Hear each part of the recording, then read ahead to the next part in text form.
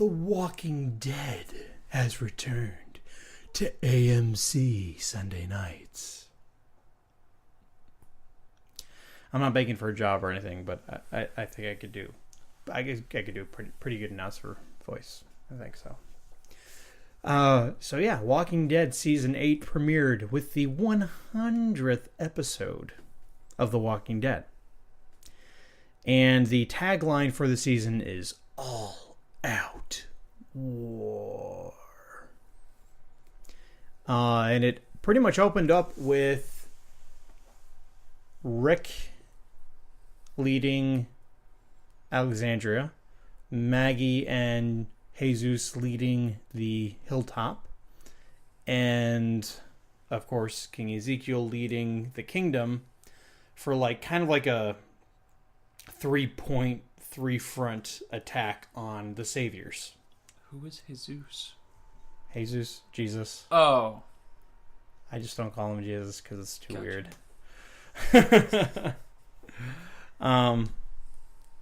So yeah, those three, they have a 3-pronged attack where they go after. First, they attack. They actually do. They don't just talk about it. That's what I love about this season so far. They're not just talking about attacking Negan. They're actually doing it. And that's all what season 7 was leading up to. And I think we had a pretty good season finale. And this season premiere for season 8, I think, is one of the better ones, because just like with the season 7 premiere, it feels like an actual season premiere. My biggest gripe with Walking Dead has been the season finales were they turn into this big cliffhanger that you had to wait around for 7 months, 6 to 7 months to get a resolution for. That seemed like a mid-season finale, and then the season premiere would seem like a mid-season premiere where you'd finally get a resolution in the first 15 minutes to the problem that they ran into at the end of the previous season. And it got really frustrating because they kept doing. I want to say they started that with season 3 with the governor. They just kept doing it so that the mid-season finales played out more like the actual season finales, and same thing with the mid-season premiere and season premiere. It's like they were doing 1.5 seasons, and it got really frustrated. I got tired of it. And starting with season 7 or end of season 6, going into season 7, they did away with that. Everything now, this feels like a normal show again when it comes to how they do finales and premieres. So, Rick, the only thing is this had a bit of a confusing thing, because you see Rick in almost three different timelines.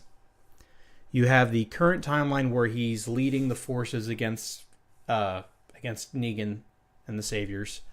Then you have one where it's, I guess, a little bit further in the season where he's standing on a hill and he looks like he's crying, or he's on the verge of crying, and he's talking to himself, and it looks like he's really trying to deal with a big decision. And then you have a third one where he's got gray hair. You might have seen this image of him floating around the internet, but he's got gray hair. He's using a cane, and and Judith is looks like she's about 7 years old now. Yeah. And it's, I guess they're living in Alexandria and everything is peaceful and they're having a celebration. That kind, we in the future stuff that also happened, and you're okay, it got a little bit too much because you're seeing 3 different versions of Rick. Why would you show that? Because I think it's okay, so when Glenn got killed off, they showed a what if scenario if Glenn had lived, where they're all having dinner together, and it was very bittersweet. That was sad. That was mean.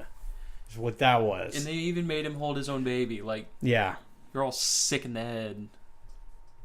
So I kind of feel like it's one of those things. It's this is a potential future scenario for Rick. and also Michonne and Coral, and the baby. I just said the name earlier, but now I can't. Judith, yeah. So that was a bit confusing. And the episode is basically a big firefight, you know. Rick, of course, restates his desire to kill Negan, says that he is going to kill Negan. At one point, he almost does, because Negan's kind of like trying to fend off walkers coming into the facility, and it looks like he might have been shot in the leg or something, because it looked like he might have been limping, Negan. And Rick is trying to fire on him, but like they need to go to like enact the next part of their plan, and Gabriel stops him because he says, "Well, it's not about you." So yeah, but here's the ironic part of that. The episode ends with Gabriel gets separated from the rest of the group, and he takes shelter in like a portable building, like a trailer. Guess who he's holed up with? Negan. Yep. And that's the end of the episode. So it's really, yeah, it was a good way to end it, and they really do need to kill Negan if they're gonna have any hope, because basically what Rick did is, before they started fighting, is he told all of his lieutenants, like, basically, there's only one person here who needs to die. Negan's the only person that needs to die. Everyone else, you know, you surrender, we'll work something out. But Negan needs to die.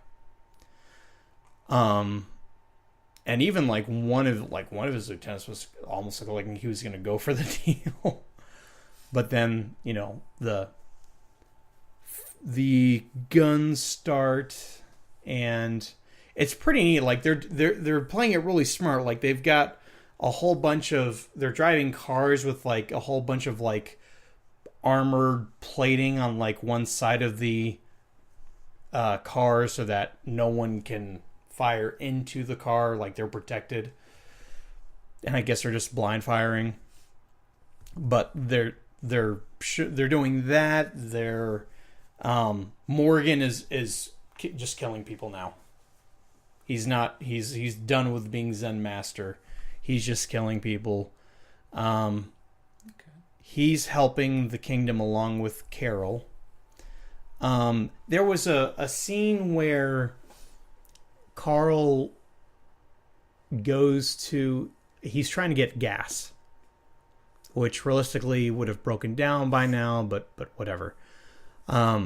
He's trying to like siphon gas out of some parked cars, and someone calls out to him asking for food, and he's gonna give him some food, and then Rick comes by and like shoots above him shoots above the other dude to like scare him off. And I guess he's just not taking any chances. But then later on, Carl comes back and leaves the guy some food, and you see the guy like looking from some bushes and watching him leave him food. And I guess it's supposed to be like even in the midst of them having a war with Negan, like they're still human. They're still the good guys. They'll still trust people even when it's probably not the best thing to do. I'm trying to think if there's anything else significant that happens. You see Gregory.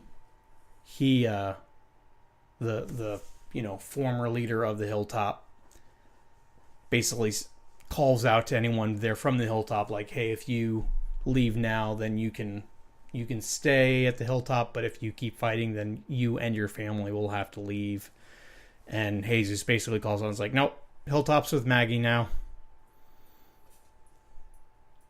Your influence is done, and it doesn't go over too well between him and who's that one guy? His name like Tony or something like that.